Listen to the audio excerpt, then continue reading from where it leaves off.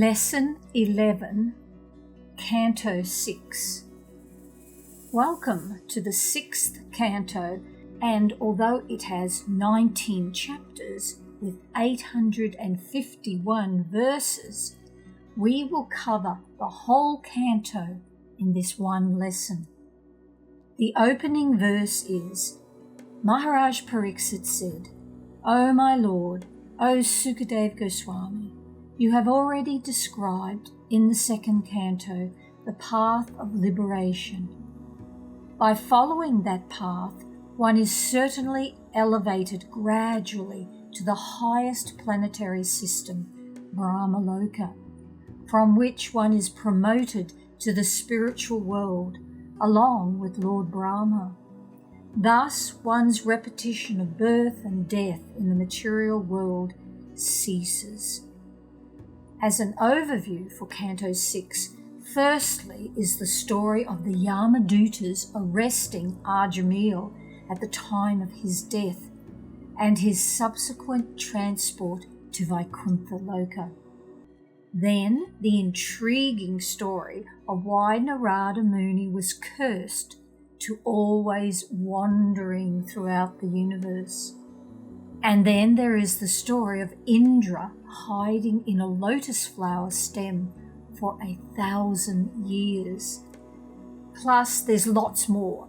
So there is a lot to summarize in Canto 6, which means this will be a lengthier lesson. Let's begin with Chapter 1. The Yamadutas arrest the sinful Ajamil at the time of his death, but because he helplessly chants the name Narayan, the Lord sends the Vishnu-dutas to rescue him. Chapter 2. Because of his association with the Vishnu-dutas, Ajamil's original consciousness is stirred, and he gives up everything and goes to Hardwar, where he engages in undeviated devotional service. At the end of his life, the Vishnu-dutas arrive and seat him on a golden throne and transport him to Vaikuntha Loka. Chapter 3.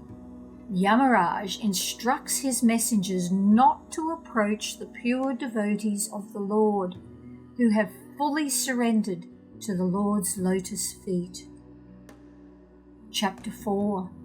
Concerned that the population is not properly increasing, despite his having created all the demigods, demons, and human beings, Daksha goes to the Vindhya mountain. There he undergoes severe austerities and offers Lord Vishnu the Hams Gurya prayers. Lord Vishnu becomes very pleased with him. Chapter 5. Narada Muni preaches to all of Daksha's sons to leave home and take sannyas. Daksha becomes angry and curses him to be unable to stay anywhere permanently.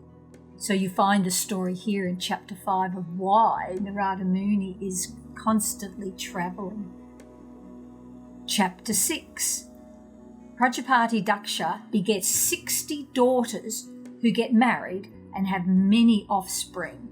Thus the universe becomes filled with various kinds of living entities. Human beings, demigods, demons, beasts, birds, and serpents. Kashyapa's wife, Aditi, gives birth to the demigods. Chapter 7. Indra offends his spiritual master Brihaspati. So Brihaspati leaves the demigods, who then have no priest. At the request of the demigods, Visvarup, the son of the Brahmin Tvasta, becomes their priest. Chapter 8. Visvarup describes to Indra the glories of the Narayan Kavacha.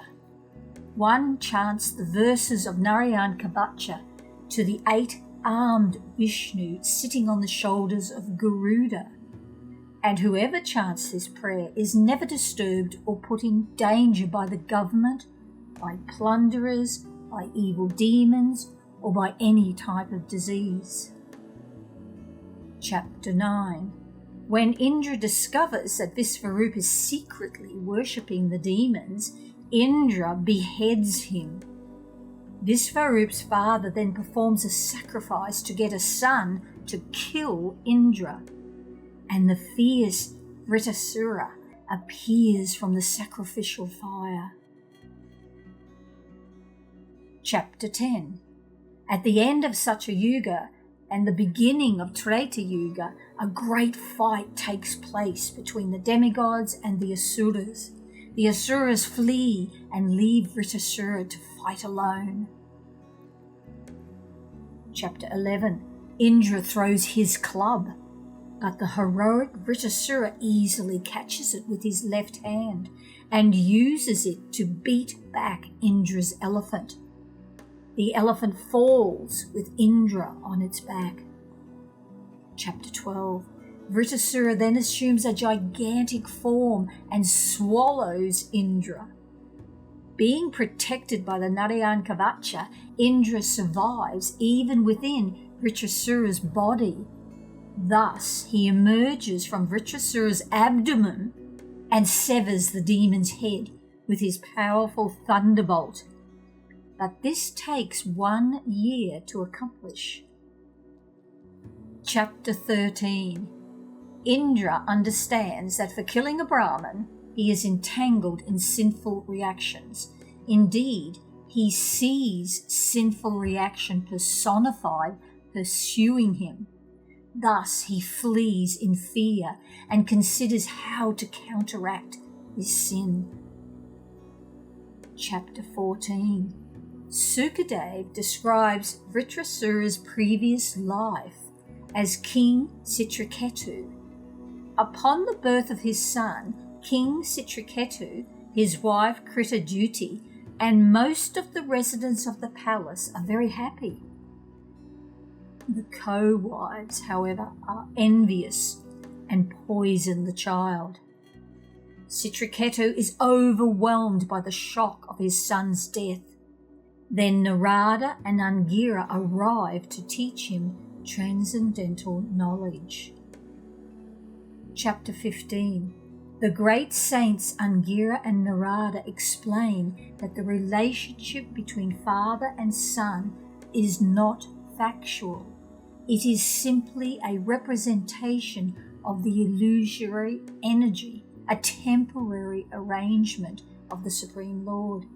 Citraketu becomes peaceful when Narada brings his dead son back to life, which occurs in Chapter 16.